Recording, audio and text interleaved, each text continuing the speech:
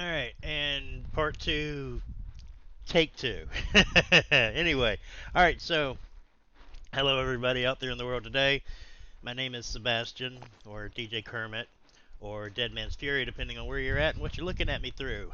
Anyway, um, coming to you from the beautiful shores of server Forbidden Shadows. Love this place. Feels like home. I don't know why.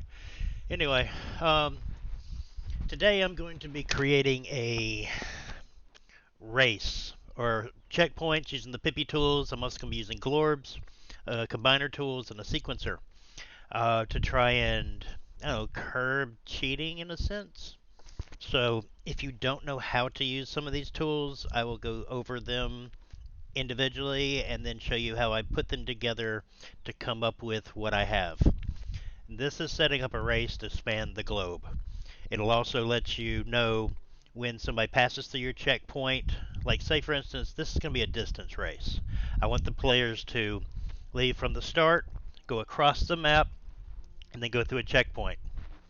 Now, generally, you know how long it takes to ride a horse or a bird or whatever from one point to the next. So, to try and cut down on the cheating aspect of it, I've put in a way to show me when a player goes across the finish line from the starting line using Glorbs, a sequencer, a global variable, and a Tcombiner, which is the simplest way I knew how to put this together. And I'm going to share it with you in the settings and the bits and pieces and stuff as we go through it. So I've already got it set up and I've already got it placed down. Now everything as far as the administrative tools that you see, none of the players can see right now. So if you were a regular player coming up to this thing, you would probably see the three statues standing side by side, and you'd see the shiny orb on the pedestal. Everything else I've hidden through whitelist, admin rank whitelist. So if you don't know what they are, the checkpoints for your races, the Tcombiner is here, sequencer looks like this, and the Glorbs look like that.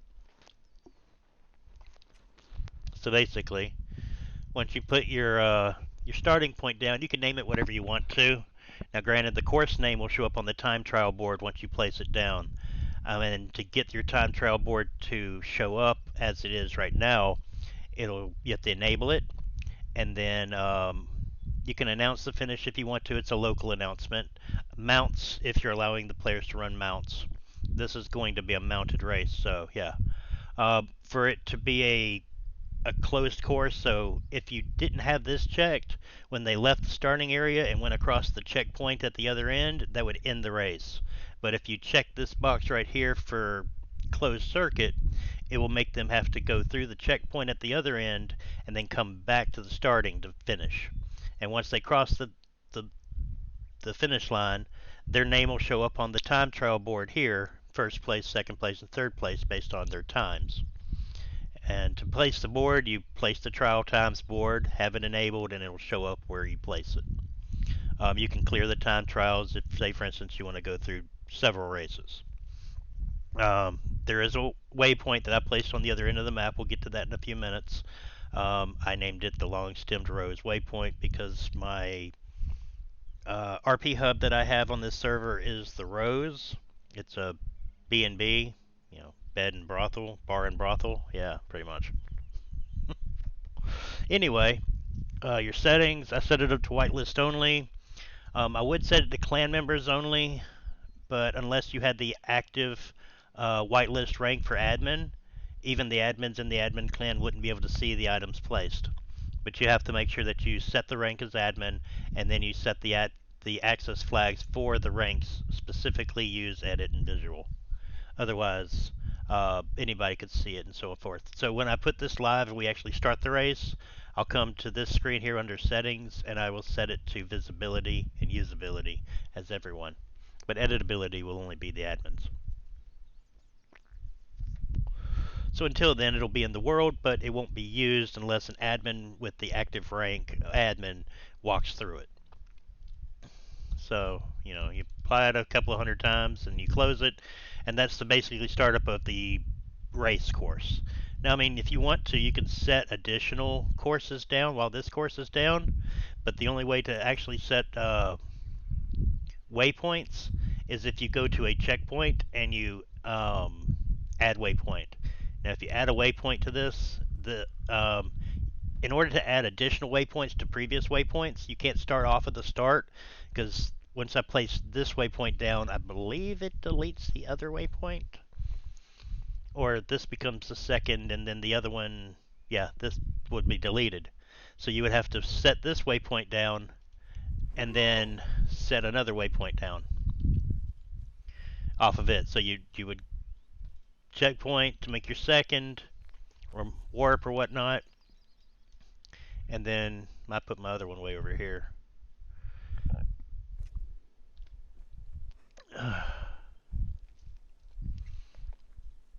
And then you go to this waypoint, and you would, or this checkpoint, and then you would new additional waypoint, which would place at the third one. So wherever this one was would continue the race.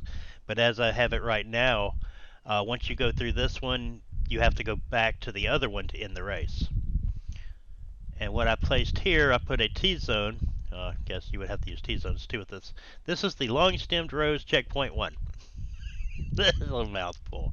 Anyway, the names in this really don't matter unless you want to set it up through triggers, which triggering this waypoint or this T-zone really wouldn't do anything. But anyway, I have the zone set up. Usability, everyone can use it.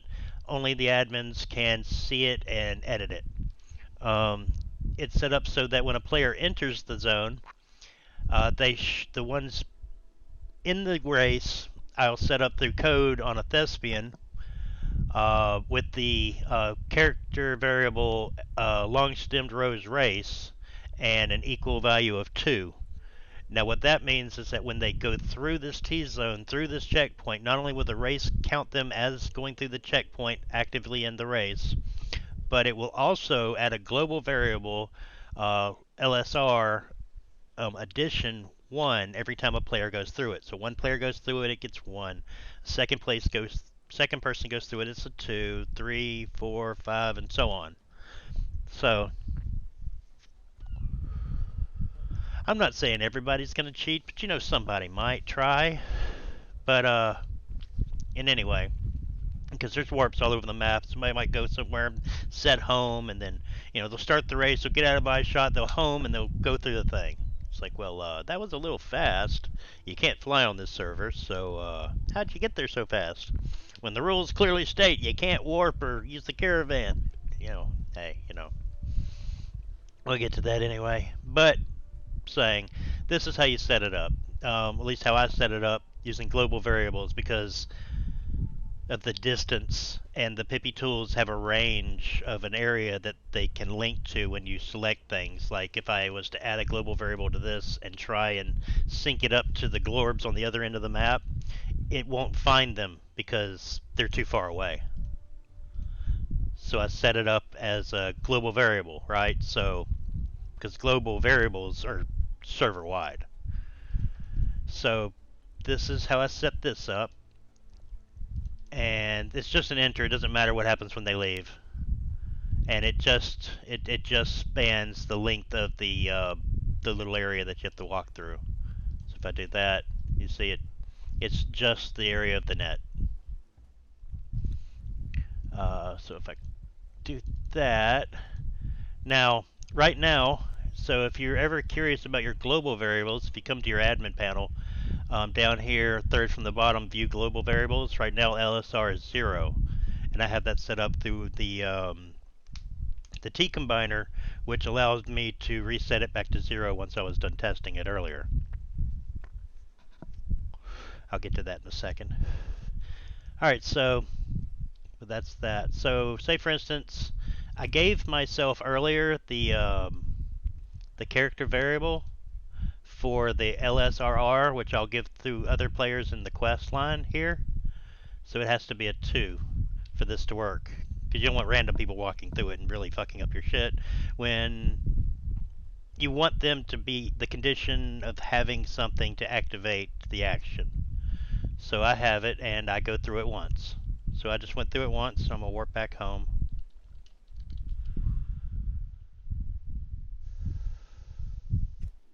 And then I come over here. And if you see, I went through it. The Glorbs were yellow to start with, and now the first one is blue.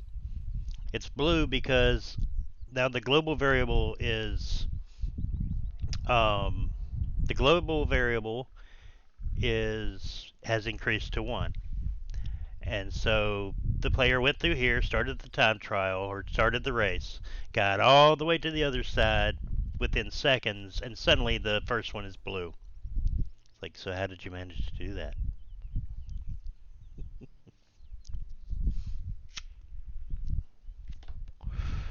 Or if it took a while, the first one went through it, okay, great, it turned blue. So then we go another. I should have just set home there, and then I don't have to warp, but it's what it is. So the second person, they made it here with their mount. It took them forever to get here. They go through it. And then the third person's right on their heels, and they go through it. Now 2 more people have gone through it.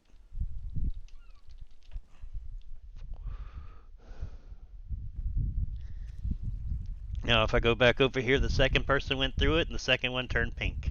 And the third person went through it, and the third one turned red. Now, I mean, I could keep changing the colors all day long based on however many people go through it.